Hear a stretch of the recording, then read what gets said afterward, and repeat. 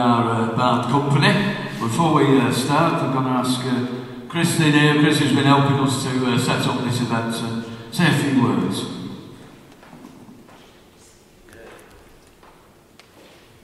Hi everybody, just to reiterate Jeff's welcome to you all. If this is the first time you've been to Parish Church, you're very welcome, and you're welcome to wander around as you wish. Several months ago, Julian, our rector, decided it would be a really good idea to collaborate what everybody is doing in Bury for this very special Remembrance Sunday. So we've had a series of lunchtime meetings to which Ian and Jeff came one time, told us what they were doing, and we said, yes please, come and do your thing here today. So we're delighted they're here, we're delighted that you're here. They've got some CDs and so on here if you'd like to purchase them. Quick housekeeping, in the event of the usual emergency, that's the quickest way out. And also there are toilets outside, either side of the door there. Sorry we can't do any drinks at the break. It's a barista type thing, you know, I'm not one. So. But enjoy the gig, thank you again. And yeah, thanks for coming.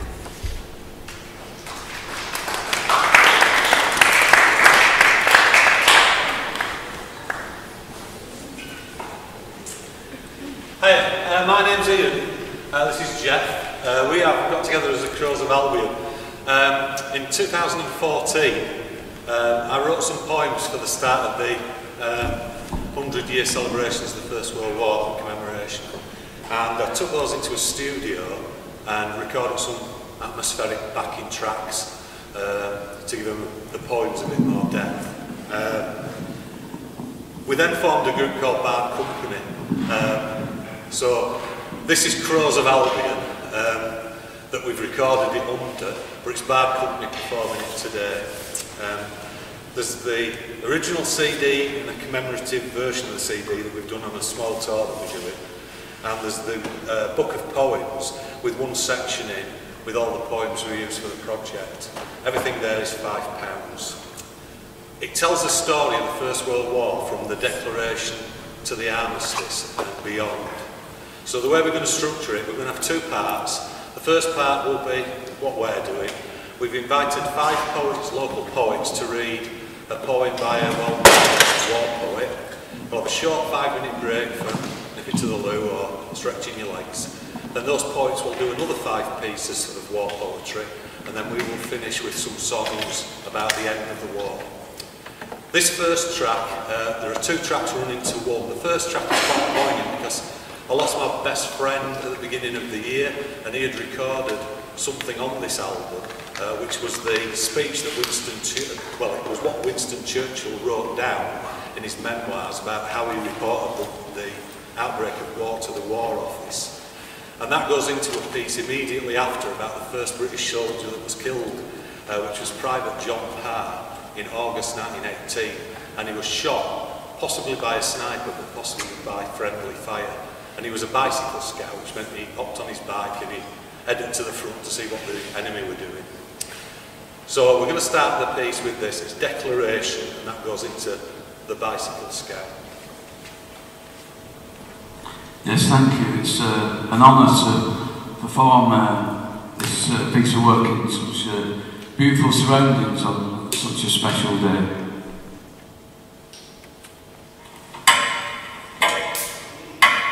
It was 11 o'clock at night, 12 by German time, when the ultimatum expired. The windows of the Admiralty were thrown wide open in the warm night air. Under the roof from which Nelson had received his orders were gathered a small group of admirals and captains and a cluster of clerks, pencils in hand, waiting. Along the mile from the direction of the palace, the sound of an immense concourse singing "God Save the King" flouted in. On this deep wave there broke the chimes of Big Ben, and as the first stroke of the hour boomed out, a rustle of movement swept across the room. The war telegram, which meant commence hostilities against Germany, was flashed to the ships and establishments under the white ensign all over the world. I walked across the Horse Guards parade to the cabinet room and reported to the Prime Minister and the ministers who were assembled there that the deed was done.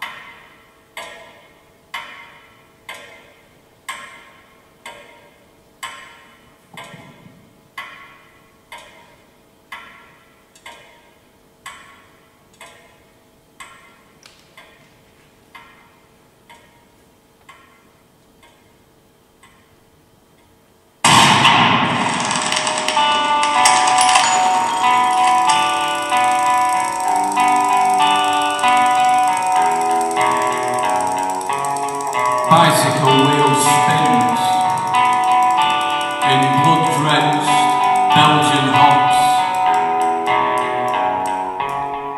as the echo of a gunshot fades away.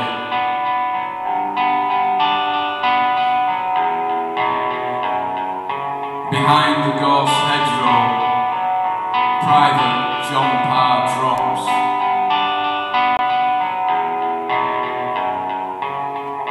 Amid the yellow, hypnotic summer sway.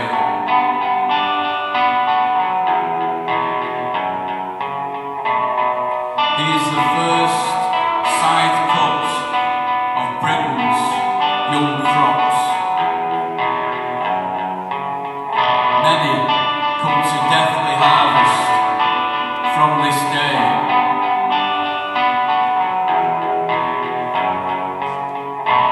And when the madness eventually stops,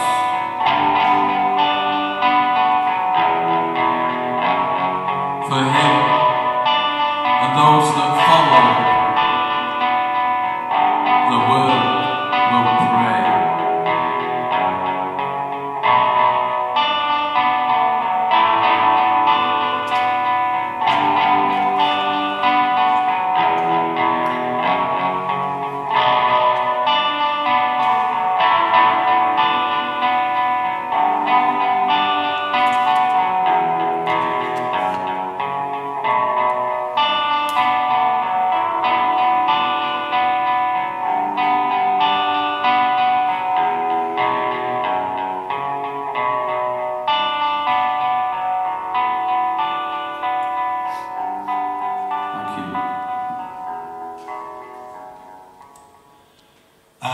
I never met my maternal grandfather, and he fought in the First World War, but he didn't die in the First World War. He just died before I was born, and he passed the story down to me mum, who told me that he swore that this story was true. One of the first battles in 1914 was a place called Mons, and the British troops were being quite badly damaged in that battle, and they were penned in. And supposedly, it was told that an angel appeared and led them to safety, although this story had been written by a journalist called Machin before the incident, so it was possibly the first fake news. However, my grandfather swore, and he was there, that this is a true story. This is the Angel of Mons.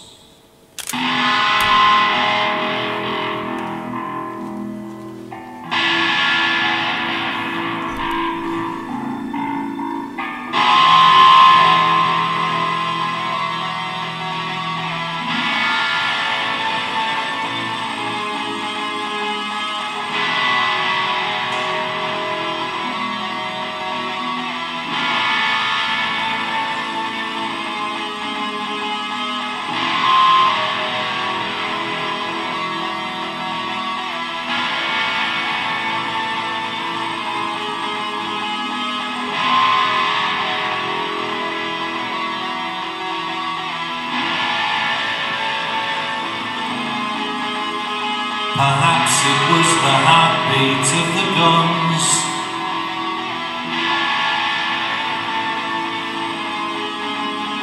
thumping in a cacophonic rage.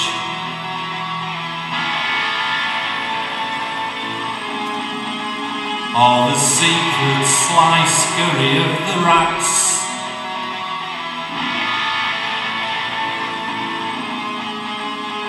That banish sleep those first nights at the front.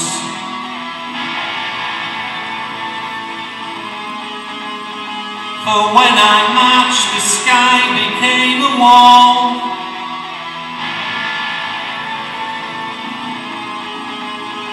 The moonlight through the dust made me believe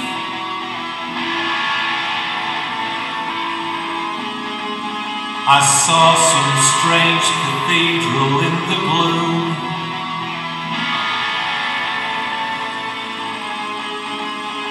With windows of stained glass cast from the stars.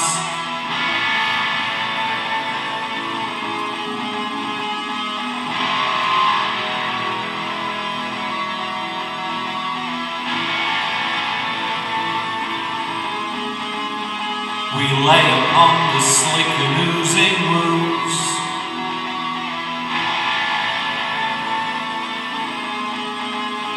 Edged deep into the body of the land.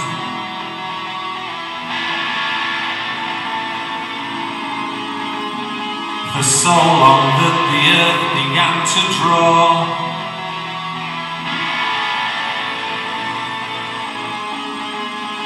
As back towards its decayed tombstone teeth.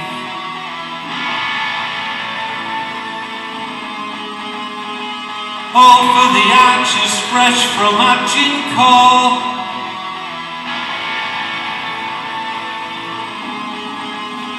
to cloud the skies with arrows quilled with hope.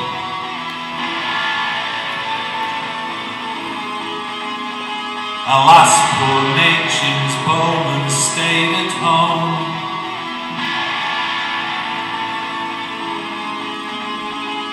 Safe in soft sheets of the evening news.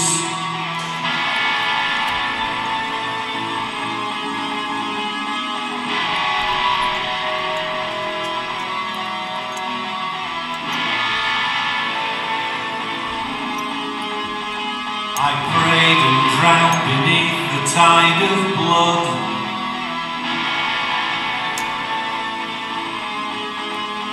Just as all faith began to ebb away.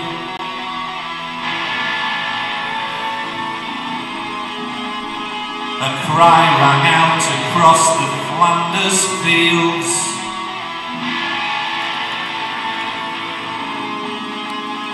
Of Atsit Anglus Sanctus Georgius.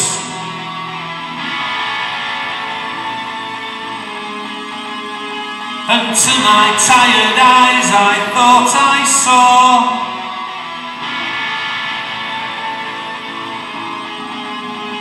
a figure clothed in gold rise from the mud.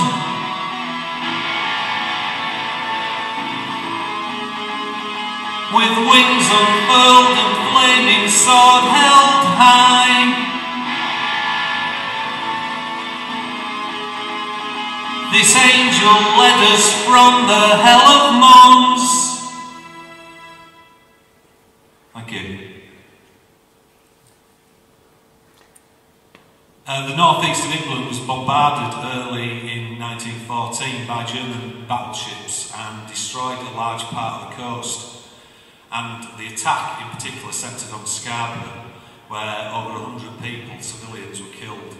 And as part of the war effort, they used the incident to try and encourage people's conscience to sign up and defend and put our guard up. And a poster was done of an angel with a raised hand. And on that poster, to prick people's conscience, was the phrase, "Remember Scarborough."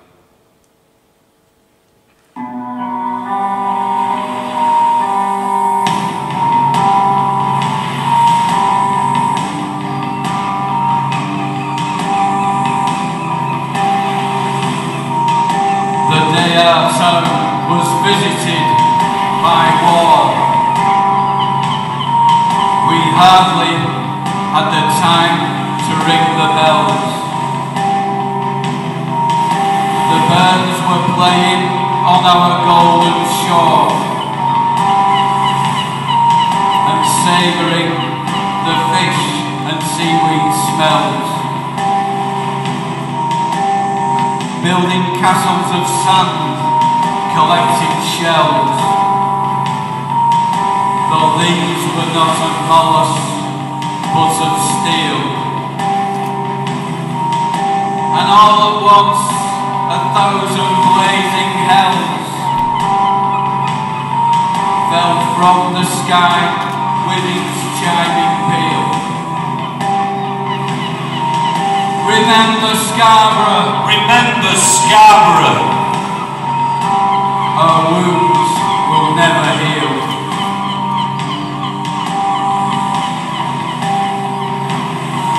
There were over 100 Yorkshire dead.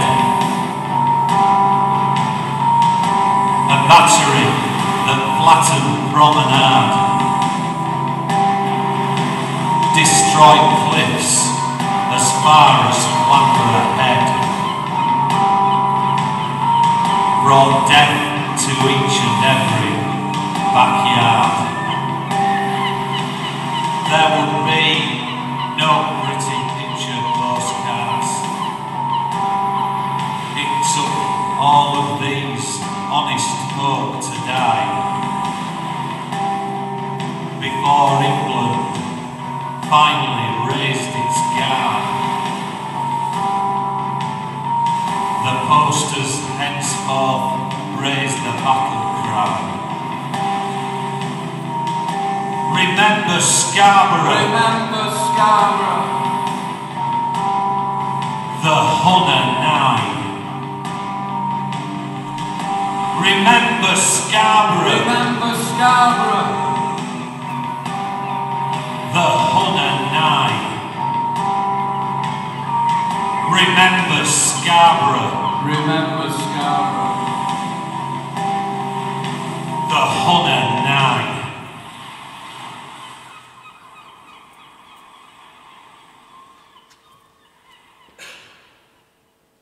By the end of 1914, a phrase was in use which was repeated every year during the war, and unfortunately until 1918 that phrase was never fulfilled, and it was a message of hope that said, "Don't worry, the troops will be home by Christmas." This is the story of one soldier who returned home in 1914, and unfortunately, as with a lot of these stories, he did not see 1915. This is called Home by Christmas.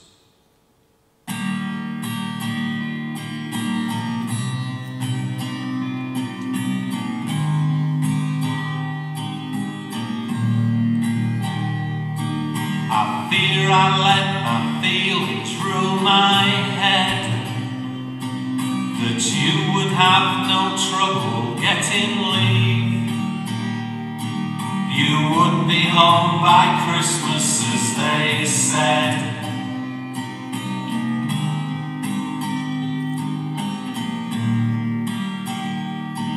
All through the autumn, sleeping cold in bed, I dreamt of all our marriage would achieve.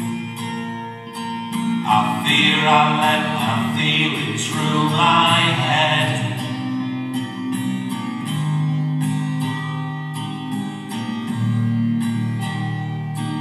Not since the day that both of us were wed had we Miss Carol sung that holy eve. You would be home by Christmas, as they said.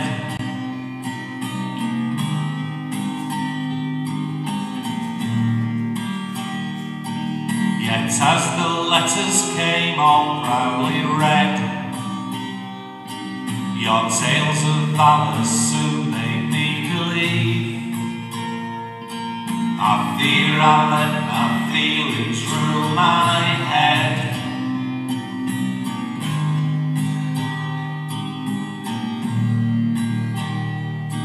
Friends home on leave said you had taken lead. Only wounded, it only tore your sleeve. You would be home by Christmas, as they said.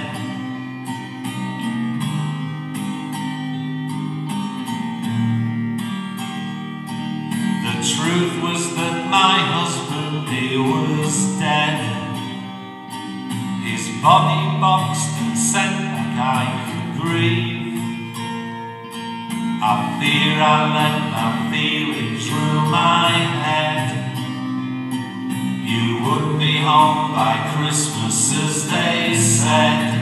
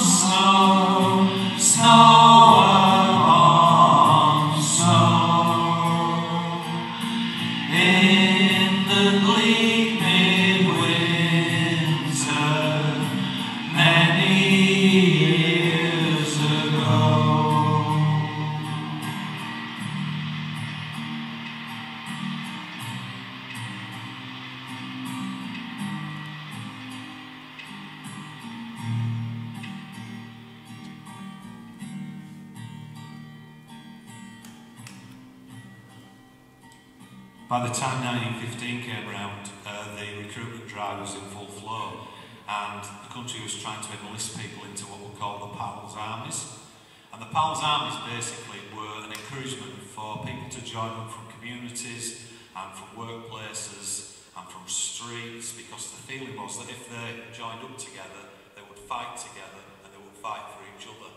But the downside of that strategy was that whole communities were wiped out and whole workplaces were wiped out. This is the title track of the CD that we produced. It tells that story. It's called Country Needs You. We're going to war, boys, we're going to war. We're kissing the rascals, so we ought to go. Joe and Jack from the factories, Ed and Jim from the farm. The recruiting sergeant assures us that there's little chance of harm. We're part of the Grandma's army and we've all the glory shout as we march away to war. We're in the war, boys, we're in the war. We think we will like to, but we're not too sure. Bullets are flying everywhere, some of them get quite near. Our cocky jaunty demeanour is now riddled through with fear. Our pals are dying everywhere, no time to shed a tear as we fight this blooming war. We're sick of the war, boys, we're sick of the war. We've had enough of it, can't take any more. I've seen friends exploding pieces, I've seen all the guts and blood. And everywhere we march there's this terrible stinky mud. And when the shoulders by you're just paying it's enough. We're so sick of this war.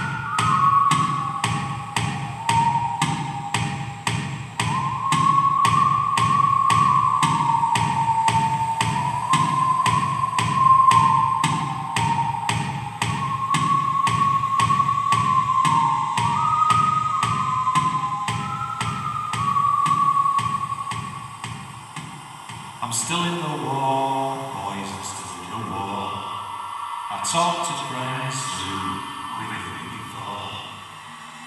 I see their muddy faces, I hear their mournful boasts, burying under the planters' feet to the candles at their posts. I'm no longer with the living, I'm just drifting with the ghosts of the boys who went to war.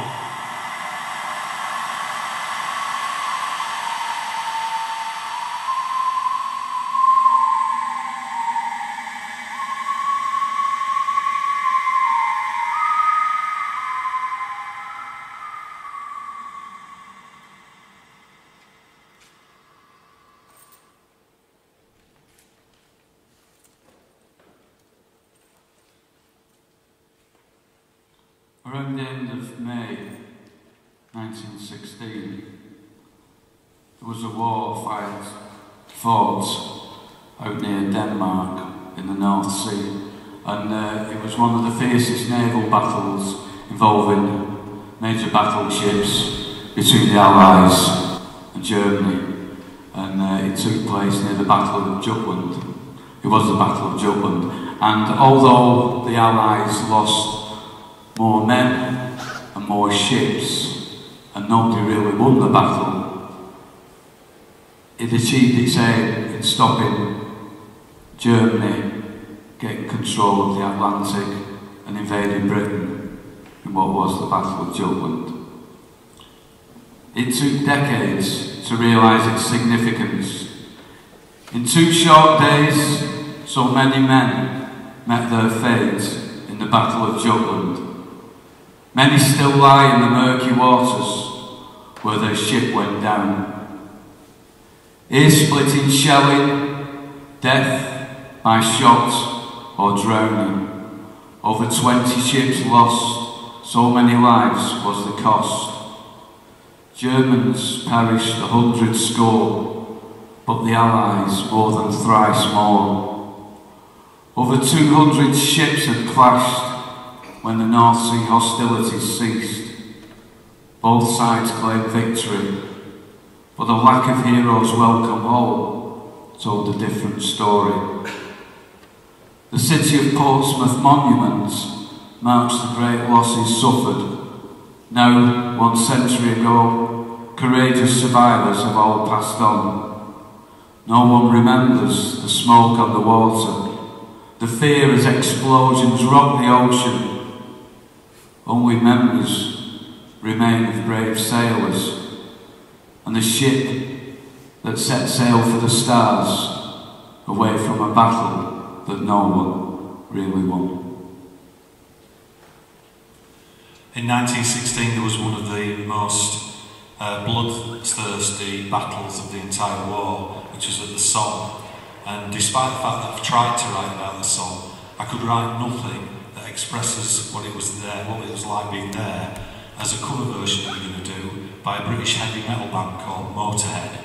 But please don't leave your seats and run to the back, because this will be the most beautiful heavy metal song that you will ever hear. This is Motorhead's 1916.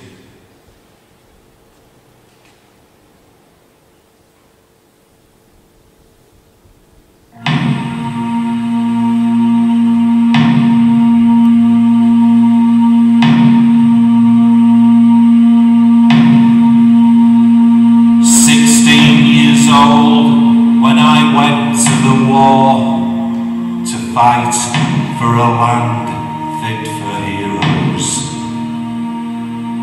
God on my side and a gun in my hand, chasing my days down to zero.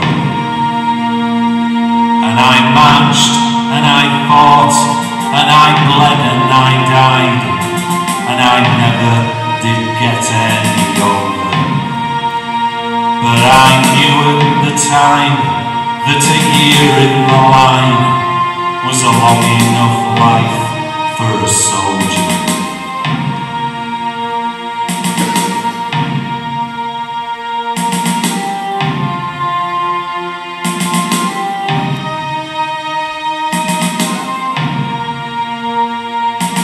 We all volunteered and we wrote down our names, and we added 2 years to our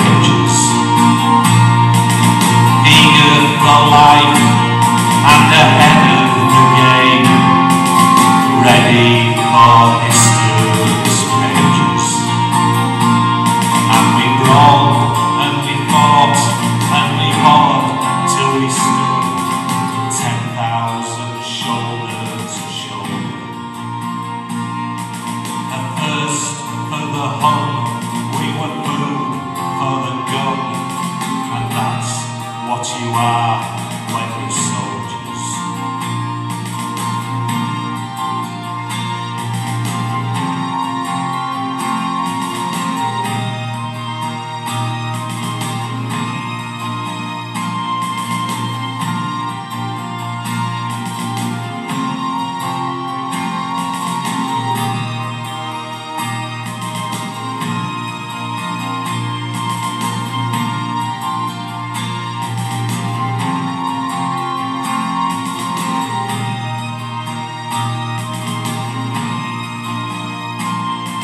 I heard my friend cry, and he sank to his knees, coughing blood as he screamed for his brother. And Dad fell by his side, and that's how we died, clinging like kids to each other. And I lay in the mud, and the guts and the blood, and I wept as his body grew cold. And I called for my mother, and she never came. But it wasn't my fault, and I wasn't to blame.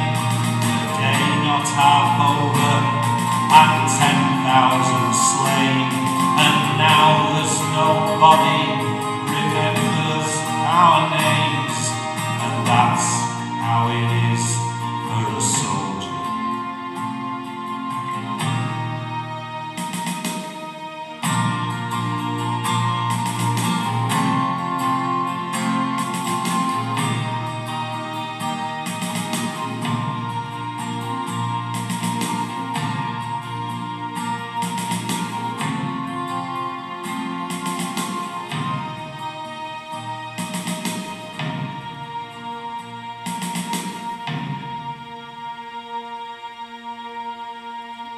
After the battle, lots of grieving families received their telegrams, and this is the story of what happened in a West Yorkshire pit village. It's called Dead Men's Boots. Tough as old leather, their souls worn down, eyes vacant of lace, collected by the door the day they swapped their pit boots for the King's shilling and donned their shiny new military issue.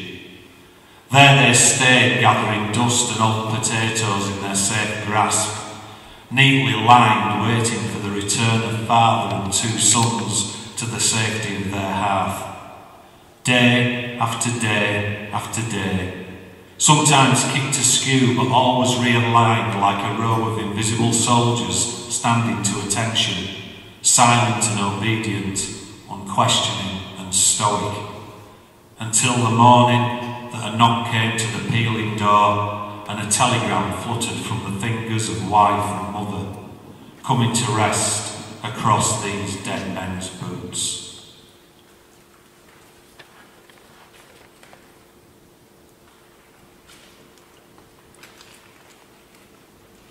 I'd like to sing you a well-known couple of war songs, and please feel free to join in.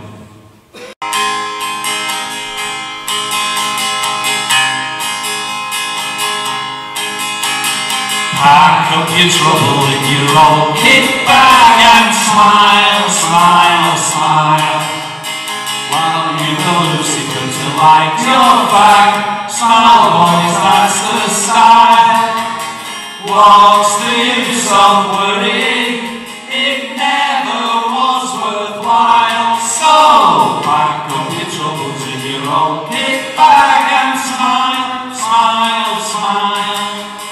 Pack up your troubles in your old kit bag and smile, smile, smile, while you go Lucifer to light your fag. Smile, boys, that's the style.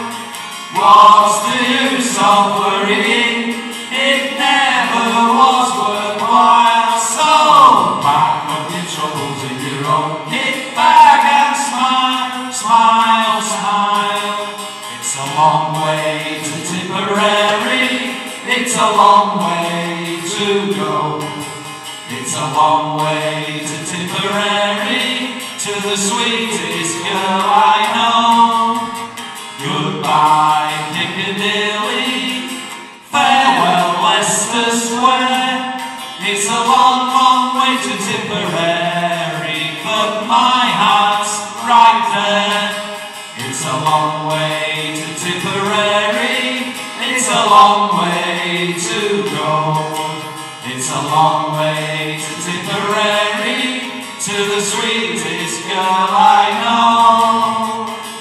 Goodbye Piccadilly, farewell Leicester Square. It's a long, long way to Tipperary, but my heart's right there. It's a long, long way to Tipperary, but my heart's right there. Please welcome Alan and the War Poets.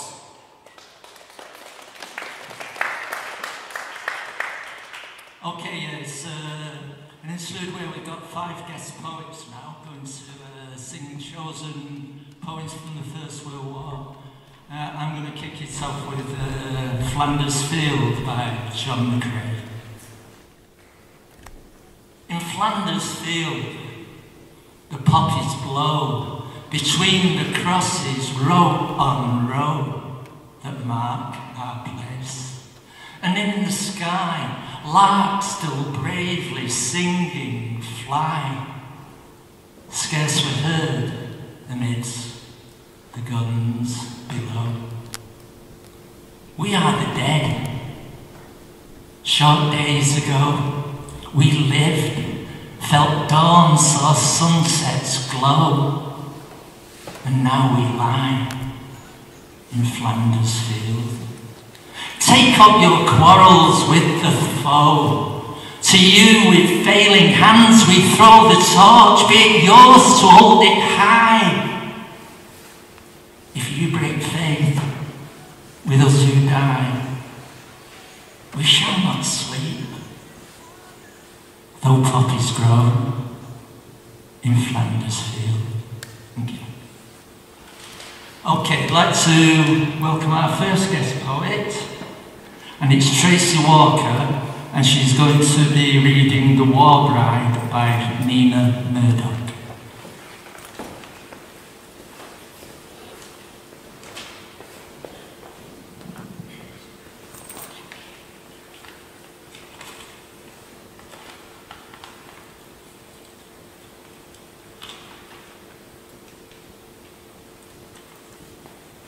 War Bride by Nina Murdoch. There has been wrong done since the world began, that young men should go out and die in war and lie face down in the dust for a brief span and be not good to look at anymore. It is the old men with their crafty eyes and greedy fingers and their feeble lungs make mischief in the world and are called wise and bring war on us with their garrulous tongues. It is the old men hid in secret rooms, feign wisdom while they sign our peace away, and turn fair meadows into reeking tombs, and passionate bridegrooms into blooded clay. It is the old men should be sent to fight. The old men grown so wise that they forgot the touch of mouth on mouth in the still of night, the tenderness that wedded lovers wot. The dreams that dwell in the eyes of a young bride, the secret beauty of things said and done, the hope of children coming, and the pride of little homes and gardens in the sun. It is the old men who have naught to lose, and naught to pray for but their gasping breath, should bear this ill of the world, and so choose out of their beds to meet their master, death. This is the bitterest wrong the world wide, that young men on the battlefield should rot, and I be widowed, who was scarce a bride, while prattling old men sit at ease and plot. Thank you.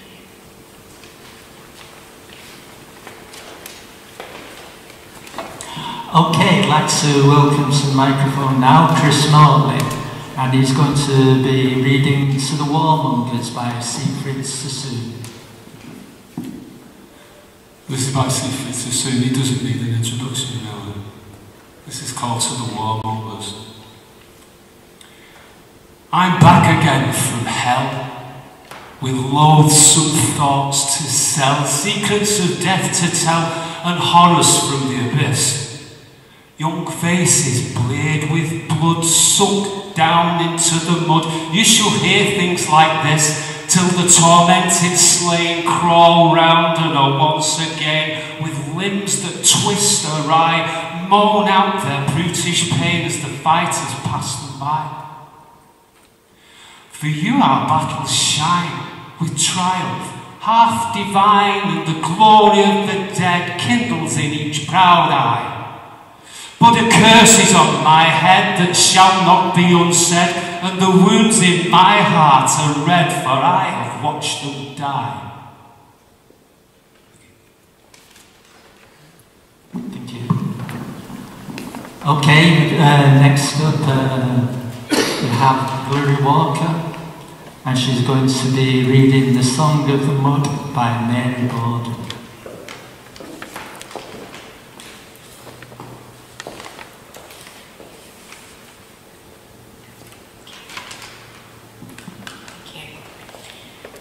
This is the song of the mud, the pale yellow glistening mud that covers the hills like satin, the grey gleaming silvery mud that is spread like enamel over the valleys, the frothing, squirting, spurting liquid mud that gurgles along the roadbeds, the thick, elastic mud that is kneaded and pounded and squeezed under the hooves of the horses, the invincible, the inexhaustible mud of the war zone.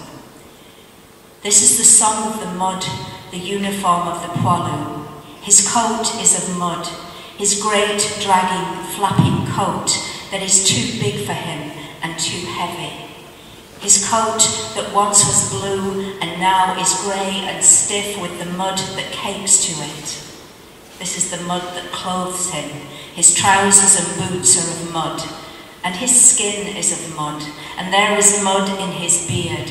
His head is crowned with a helmet of mud. He wears it well. He wears it as a king wears the ermine that bores him. He has set a new style in clothing.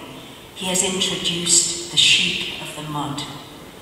This is the song of the mud that wriggles its way into battle, the impertinent, the intrusive, the ubiquitous, the unwelcome, the slimy, inveterate nuisance that fills the trenches, that mixes in with the food of the soldiers, that spoils the workings of motors and crawls into their secret parts, that spreads itself over the guns, that sucks the guns down and holds them fast in its slimy, voluminous lips, that has no respect for destruction and muzzles the bursting shells, and slowly, softly, easily soaks up the fire, the noise, soaks up the energy and the courage, soaks up the power of armies, soaks up the battle, just soaks it up and thus stops it.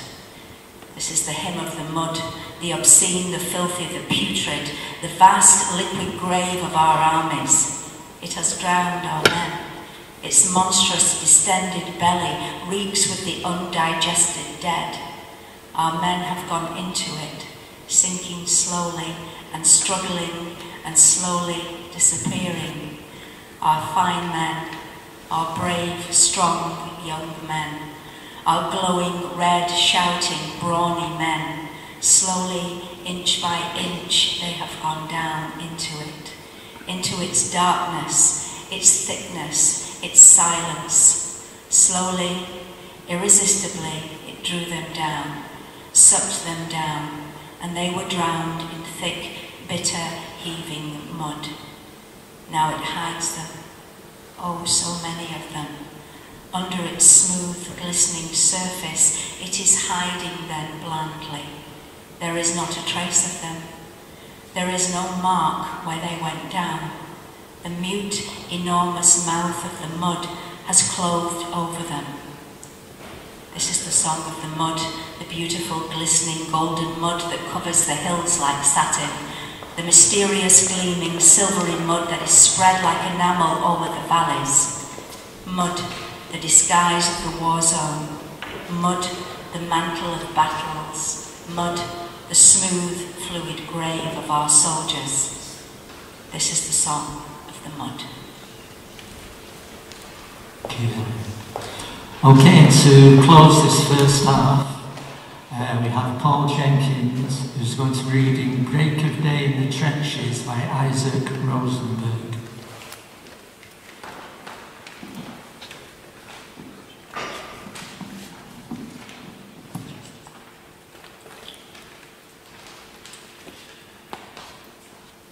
The darkness crumbles away.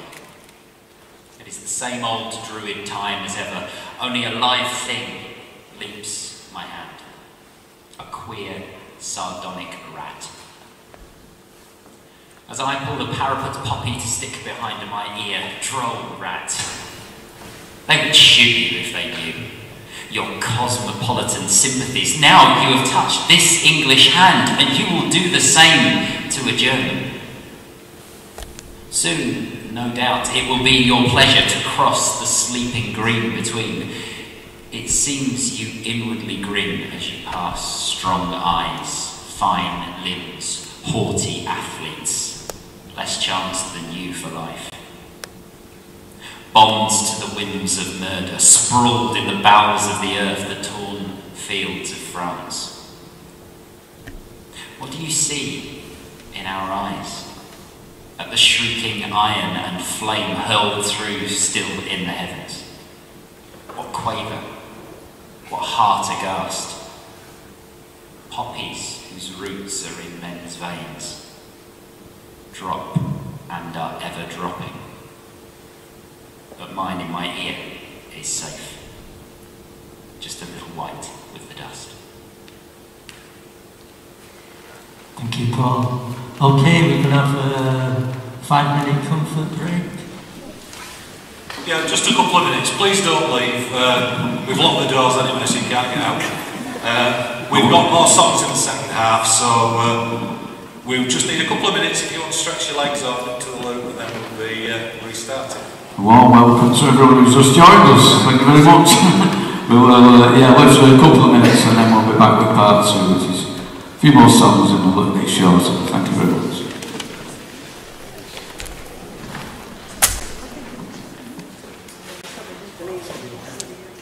Right, we were up to the end of 1916 in the first part, and we're going to take us from 1917 through to the Armistice and just beyond in this second part. To start us off, we're going to invite the same 5 poets to stand and deliver another war poem by another famous war poet, and then we will come back and finish with some songs for you.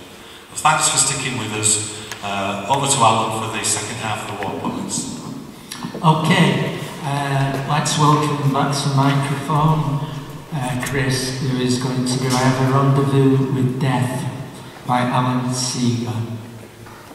Alan Seeger was an American poet, but he believed in freedom and to fight in the war. He actually joined the French Foreign Legion, and he fought, and he wrote this poem, I Have a Rendezvous with Death, and he duly died at the Battle of the Somme. I have a rendezvous with death. I have a rendezvous with death at some disputed barricade. When spring comes back with rustling shade and apple blossoms fill the air, I have a rendezvous with death. When spring brings back blue days and fair, it may be she'll take me hand and lead me into his dark land and close me eyes and quench me breath. It may be I shall pass him still. I have a rendezvous with death on some scarred slope of battered hill.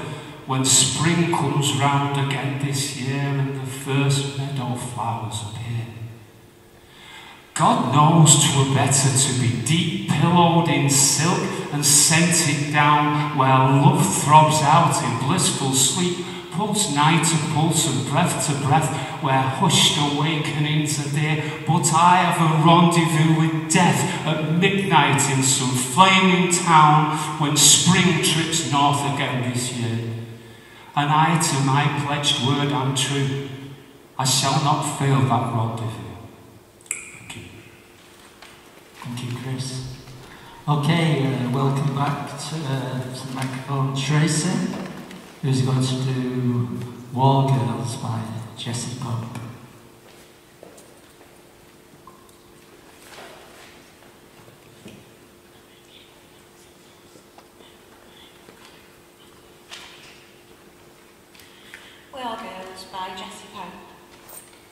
There's a girl who clicks your ticket for the train, and there's a girl who speeds the lift from floor to floor.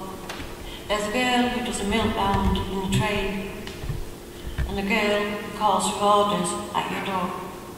Strong, sensible and fit, they're out to show their wit, and tackle jobs with energy and knack, no longer caged and penned up, they're going to keep their end up, till the khaki soldier boys come marching back.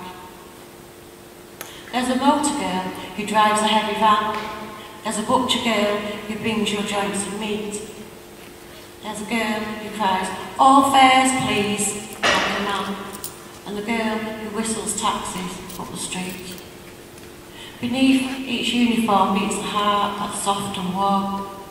There's a canny mother wit that shows no lack, but a solemn statement that is, they've no time for love and kisses till the khaki soldier boys come marching back. Thanks, Jason. Okay, I'd like to welcome back Paul, who is going to do The Leveller by Robert Graves.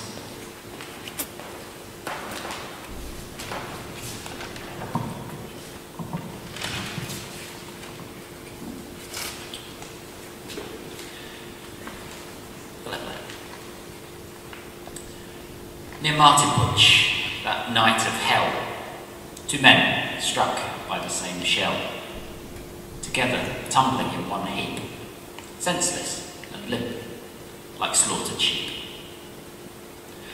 One was a pale 18-year-old, blue-eyed and thin and not too bold, pressed for the war not 10 years too soon, the shame and pity of his platoon. The other came from far-off lands with bristling chin and whiskered hands. He had known death and hell before, in Mexico and Ecuador. Yet in his death this cutthroat wild groaned, "Mother, mother," like a child, while the poor innocent in man's clothes died cursing God with brutal oaths. Old Sergeant Smith, the kindest of men, wrote out 2 copies, and then of his accustomed funeral speech to cheer the womenfolk and each. He died a hero's death, and we, his comrades of A Company, deeply regret his death. We shall all deeply miss so true a pal. Thanks, Paul. Okay, I'm going to do the Soldier by Rupert Brooke, which was written at the beginning of the war. If I should die, think only this of me, that there's some corner of a foreign field that is forever England. There shall be in that rich earth a richer dust concealed, a dust whom England bore, shaped, made ware, gave once her flowers to love, her ways to roam, a body of England's breathing English air, washed by the rivers, blessed by the sons of home. And think of my heart, all evil shed away, a pulse in the eternal mind no less, give somewhere back thoughts by England given, her sights and sounds dream as happy as the day, and laughter learned of friends and gentleness in English hearts under an English heaven. Okay, then to finish this section, we have Hilary coming back, who's going to do The Mother by Mary Herschel Clark.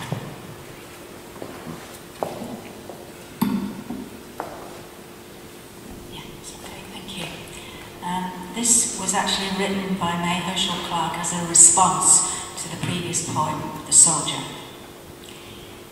If I should die, think only this of me, that there's some corner of a foreign field that is forever England.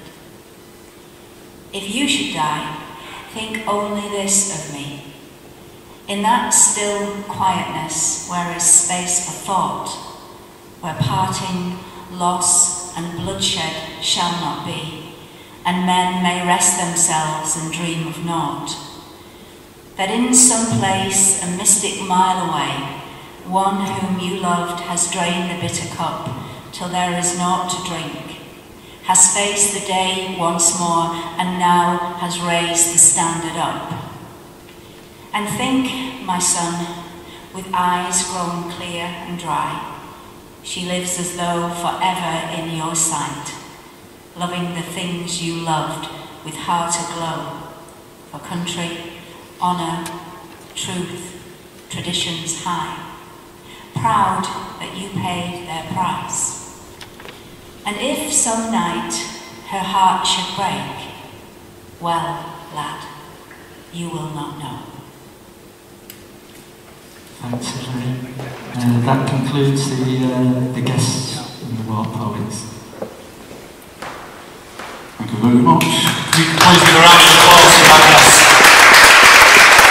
Beautiful. Some of you may be saying that there was a poet missing from that. We've reserved Wilfred Owen for our set. We were honoured to appear at the Wilfred Owen Festival last Wednesday in Oxford Street. If you get the chance, and I don't think it's there for long, but if you get the chance and you want to see a display of the First World War, go there. It's unbelievable. It was difficult to read this because I knew it would be there, but they showed me that behind the placement that we played, literally a stone's throw away was where Wilfred Owen was born, and he actually played in the fields around the venue that we played. We want to start this second half, 1917, with a poem that Wilfred Owen wrote at the Craig Lockhart War Hospital in Edinburgh, and it leads into a second piece which we've written, which is 8 haiku poetry forms telling the story of one of the bloodiest battles of the 1917 at Ypres, which other people may know as Passchendaele. So we're going to start with this Wilfred Owen poem, which is Dulce et Decorum Est. Bent double, like old beggars under sacks, knock-kneed, coughing like hags, we cursed through sludge, till on the haunting flares we turned our backs, and towards our distant rest began to trudge. Men marched asleep, many had lost their boots, but limped on bloodshot. All went lame, all blind. Drunk with fatigue, deaf even to the hoots of tired outstripped 5-9s that dropped behind. Gas! Gas! Quick, boys! An ecstasy of fumbling, fitting the clumsy helmets just in time. But someone still was yelling out and stumbling and floundering like a man in fire or lime. Dim through the misty panes and thick green light, as under a green sea, I saw him drowning. In all my dreams, before my helpless sight, he plunges at me, guttering, choking, drowning. If in some smothering dreams you too could pace behind the wagon that we flung him in, and watch the white eyes writhing in his face, his hanging face like a devil sick of sin.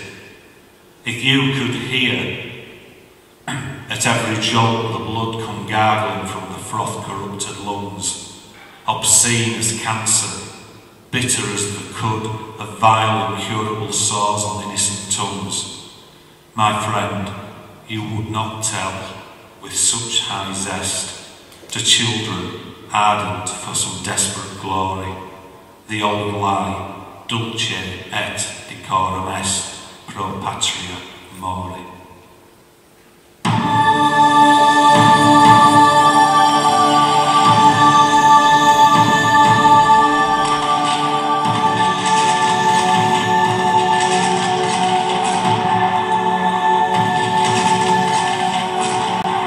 blind, wide open eyes, dripping poppy-petal tears. Crimson rivers flow.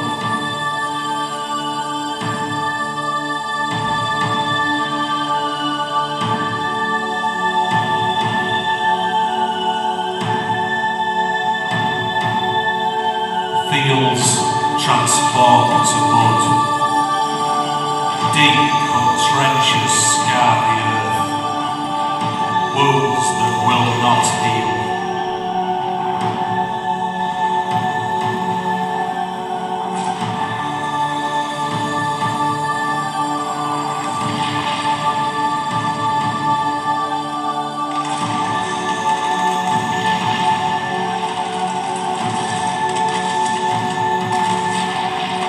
Gas clouds drift from hell. Death exhale emphatic breath.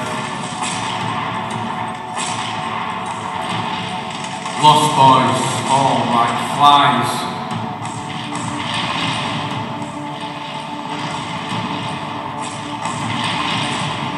Ghosts haunt no man's land, searching for their bitter souls in butchered bodies.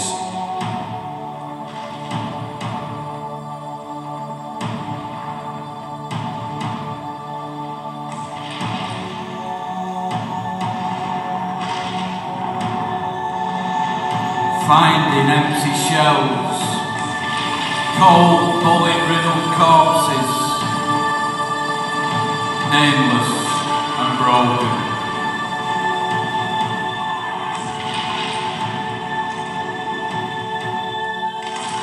First light cracks the dark. Holy, holy seraphim burn the battlefield.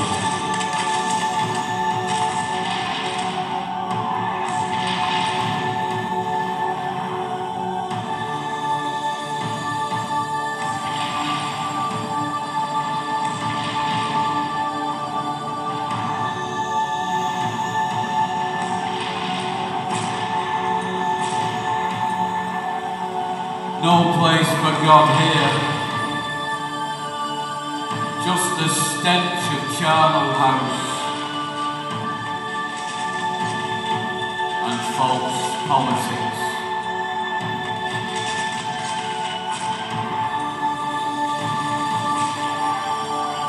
Loss of innocence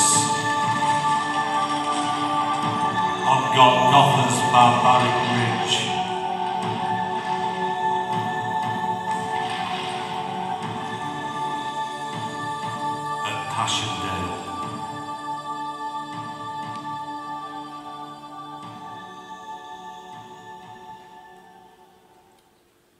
The next part is from 1918.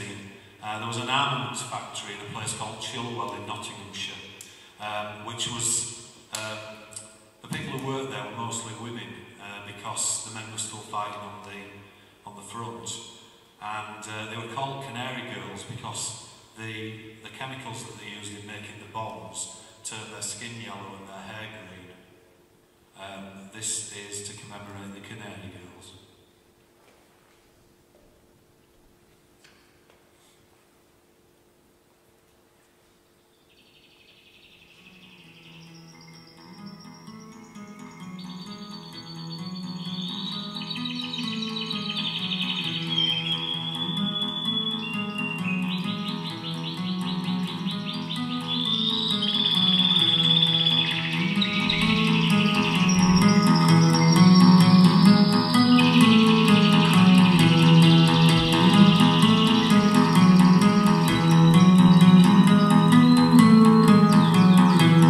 When she went there, her eyes were clear, just 17, her skin was fair. She was my love, my Jeannie dear. She wore blue ribbons in her hair, her blonde, and I could only stare and wonder at her beauty wild.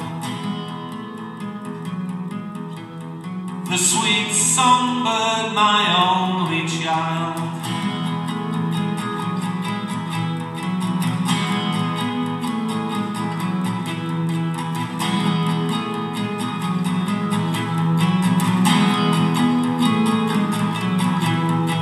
She had a voice that raised good cheer. When Jeannie sang we were aware, in chapels and after a beer, that angel song was not as rare as what my daughter chose to share. We were transfixed, bewitched, beguiled. The sweet songbird, my only child.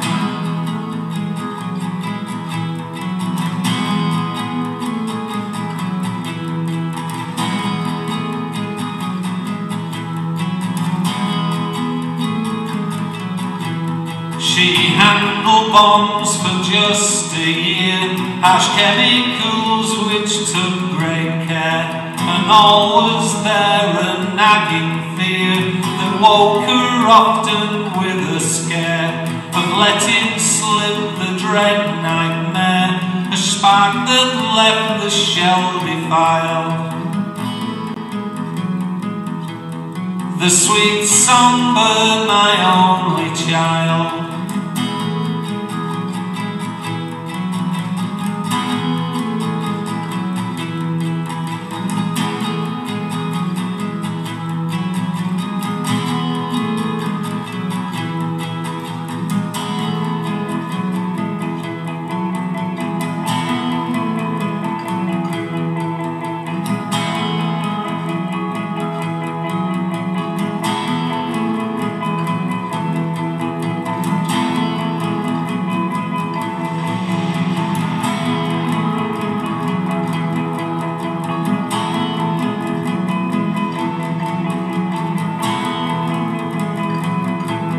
When she left there I shed a tear. Her hair was green, not more a dare, but that's what all the girls have here in Chilwell, where the very air turns skin a yellow shade, and there she lay among the bodies piled. The sweet songbird, my only child.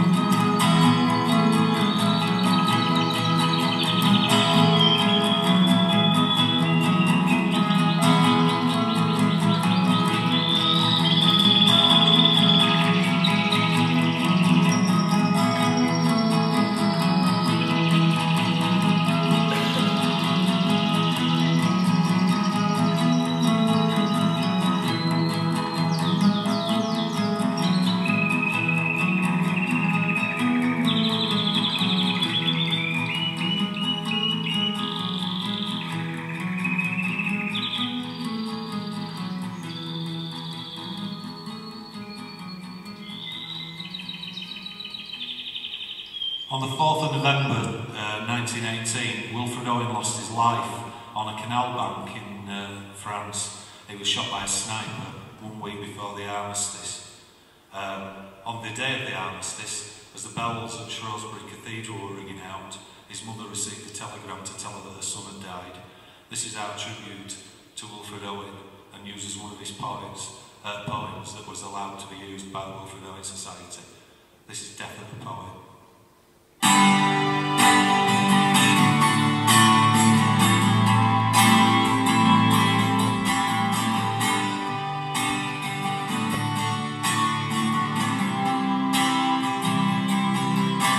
The grey November sky has lost its light.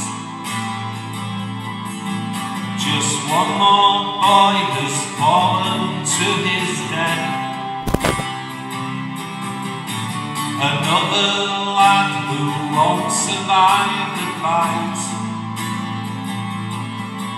or pass beyond this final exhaled breath.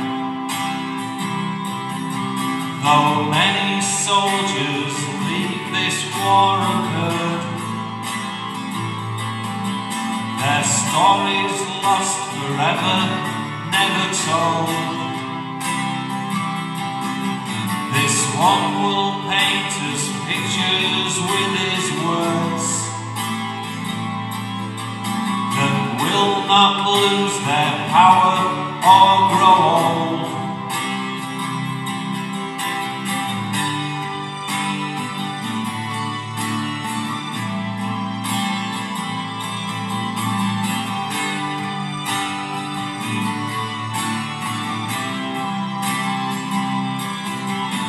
A week beyond that fatal canal door, a peace is broken and the guns fall still. In Longmore Road a joyful early morn is destroyed and a mother's tears will spill. Outside the bright, clanging Armistice bell, chimes Wilfred Owen has a tale to tell.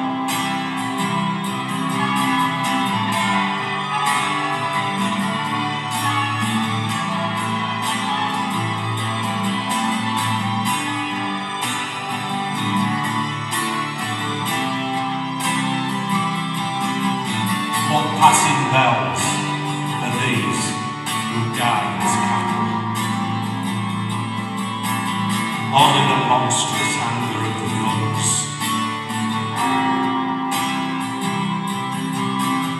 only the stuttering rifles, rapid,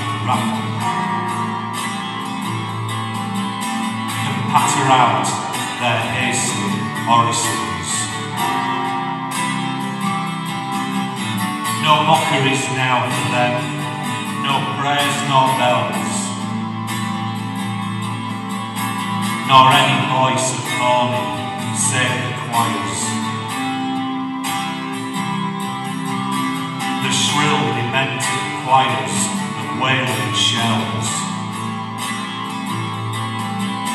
and bugles calling for them from sad shires.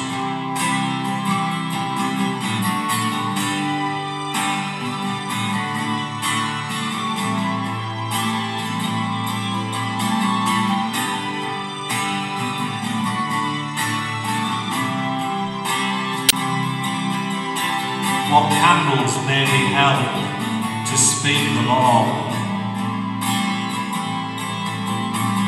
not in the hands of boys, but in their eyes, shall shine the holy glimmers of goodbyes. The pallor of girls' brows shall be their pall, their flowers the tenderness of patient minds, and each slow dusk a drawing down of lines.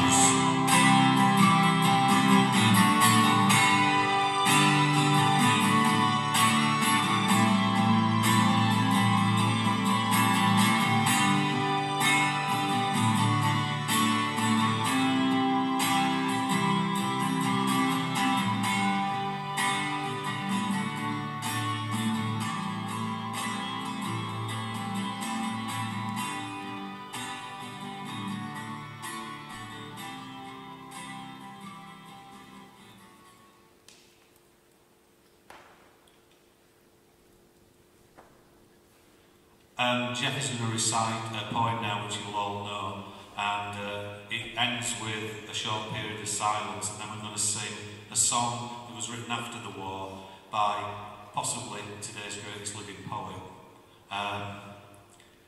So to begin with, over the last post, we will be reading the Ode of Remembrance. There will be a short silence which we would ask you to pray for peace throughout the world, and then we will sing a Bob Dylan song. They went with songs to the battle. They were young, straight of limb, true of eye, steady and aglow. They were staunch to the end against odds uncounted. They fell with their faces to the foe. They shall grow not old, as we that are left grow old. Age shall not weary them, nor the years condemn. At the going down of the sun, and in the morning, we will remember them. They mingle not with their laughing comrades again.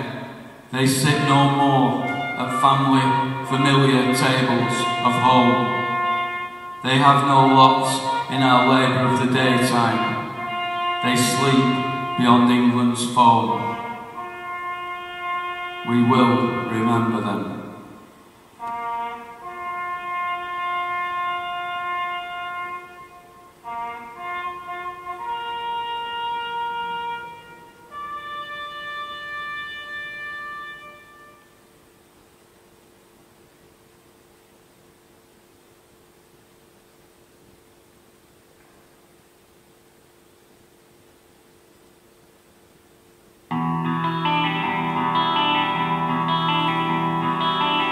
Come, you masters of war, you that build all the guns, you that build the death planes, you that build all the bombs, you that hide behind walls, you that hide behind desks. I just want you to know I can see through your masks. You that never done nothing but build to destroy.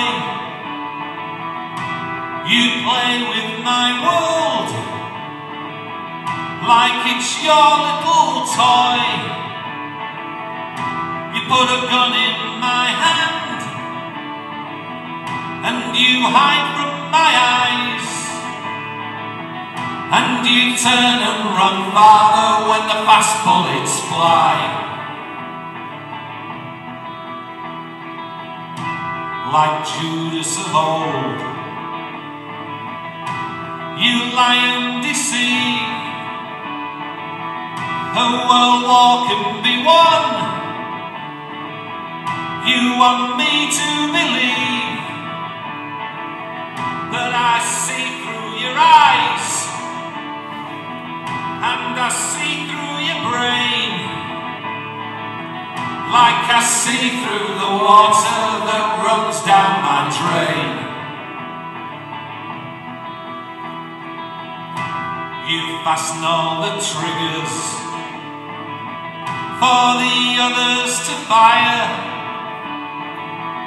then you sit back and watch when the death count gets higher. You hide in your mansion as young people's blood flows out of their bodies and is buried in the mud. You've thrown the worst fear that can never be hurled, fear to bring children into the world, for threatening my baby, unborn and unnamed. You ain't worth the blood that runs in your veins. How much do I know to talk out of turn?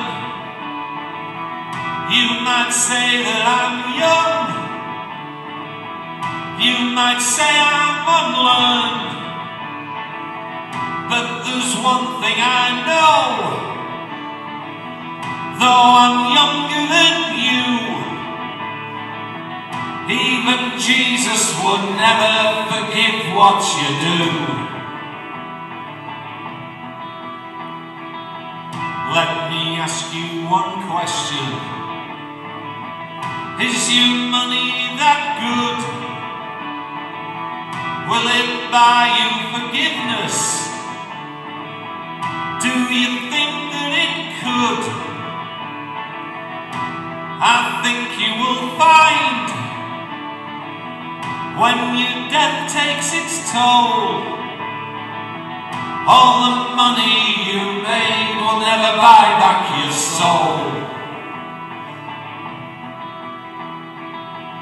And I hope that you die, and your death'll come soon. I will follow your casket in the pale afternoon, and I'll watch while you're lowered down to your deathbed, and I'll stand over your grave till I'm sure that you're dead.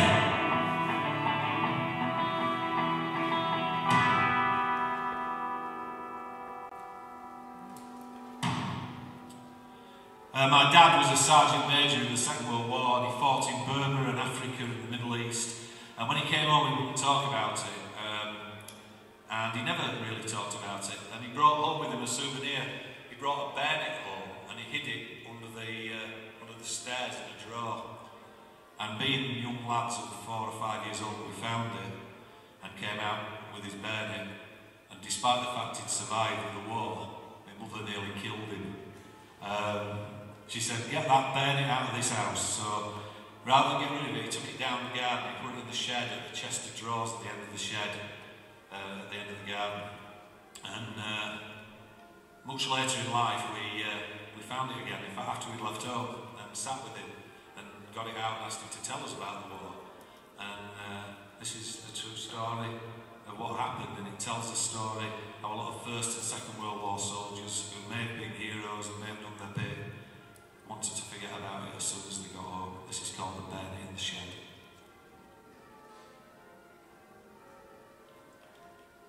Men has today surrendered. The last of our enemies is laid low. Here at home, you have a short rest from the unceasing exertion which you all borne without flinching or complaint for so many dark years. You also think of this time especially of the prisoners in Japanese camp, of our friends in the dominions of Australia and New Zealand, in India, in Burma, and in those colonial territories who have cut the Japanese captive. He put him there in 49 in a woodwork riddled drawer, wrapped it in a greasy rag random from the war.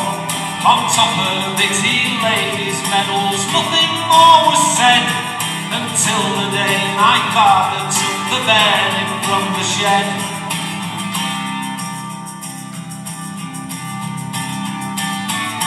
We had pestered many times, and he had said perhaps, when we asked him if he'd killed any Crows or any Japs, his eyes fixed on something far away, so searching for the dead, that we found out what we wanted when he took the bayonet from the shed.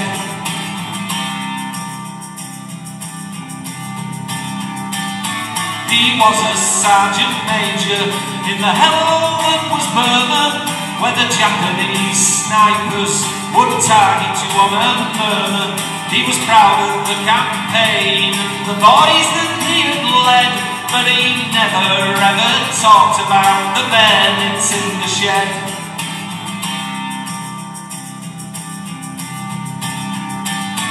He didn't hate all foreigners, and he said the greatest worker that he had ever met in the war was good old Johnny Gurker. Being brave wasn't about killing, he was happy when they fled. Then he went down the garden and took the bayonet from the shed.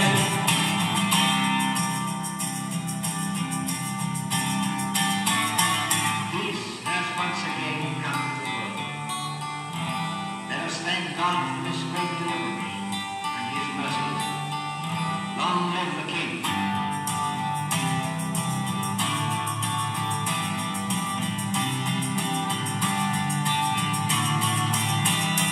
He was gone a short while, and when we saw him coming back, he was no longer marching along a hero's track.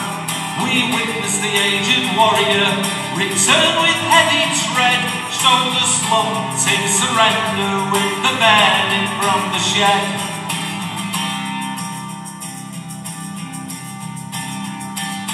He moved the cloth reverently, laid the medals by its side. For the first time in my life we watched as my father cried. We sat with him and looked at it, thought of bodies that had bled after being introduced to the bayonet in the shed.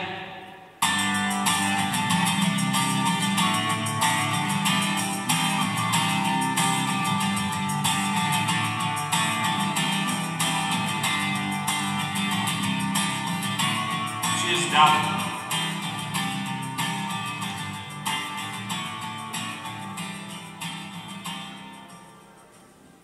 We're going to finish with this one.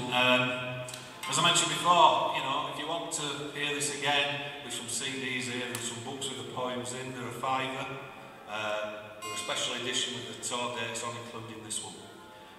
And if anybody wants to chat afterwards about any of the stuff we've done in the project, then, you know, we're happy to have a chat. We like talking, as you may notice.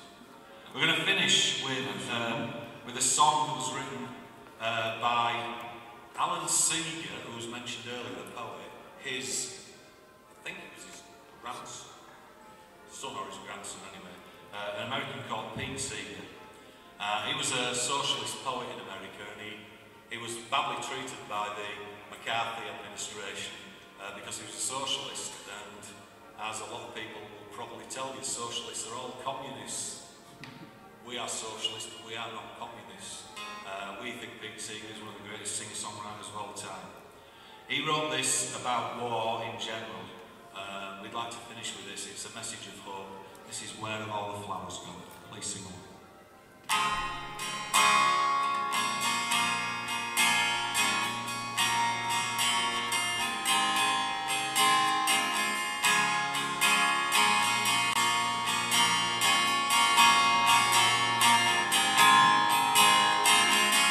Where have all the flowers gone?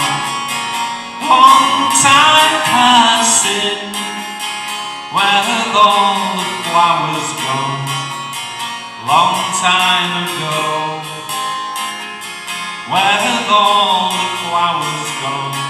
Picked by young girls, everyone. When will they ever learn?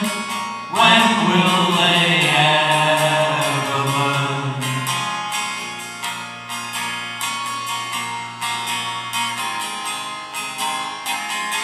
Where have all the young girls gone? Long time passing. Where have all the young girls gone? Long time ago. Where have all the young girls gone? Gone to young men, everyone. When will they ever learn? When will they ever learn?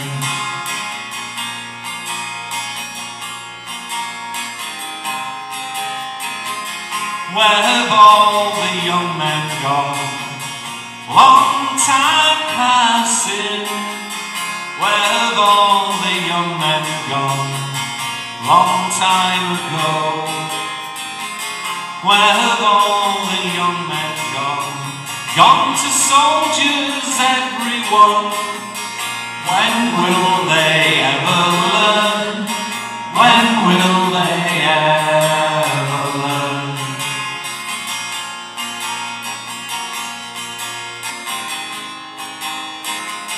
Where have all the soldiers gone? Long time passing. Where have all the soldiers gone? Long time ago. Where have all the soldiers gone? Gone to graveyards, everyone. When will they ever learn? When will they ever learn?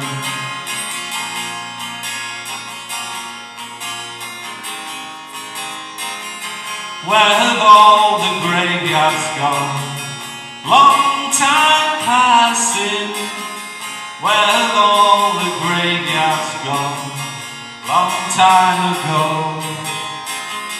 where have all the graveyards gone? Gone to flowers, everyone. When will we ever learn? When will we ever learn?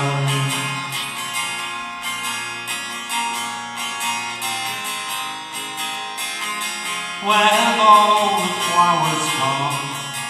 Long time passing. Where have all the flowers gone? Long time ago. Where have all the flowers gone? Picked by young girls, everyone. When will they ever learn? When will they ever learn? When will they ever learn? When will they ever learn? Mr. Alan Gray, Mr. Jeff Dawson, my name is Ian Wiley, we are Bard Company. Thank you to the War Poets. Thank you for listening. Thank you very much indeed. Thanks for greeting everyone at Bury Parish Church. It's been an honour to play here on such a memorable occasion. Thank you.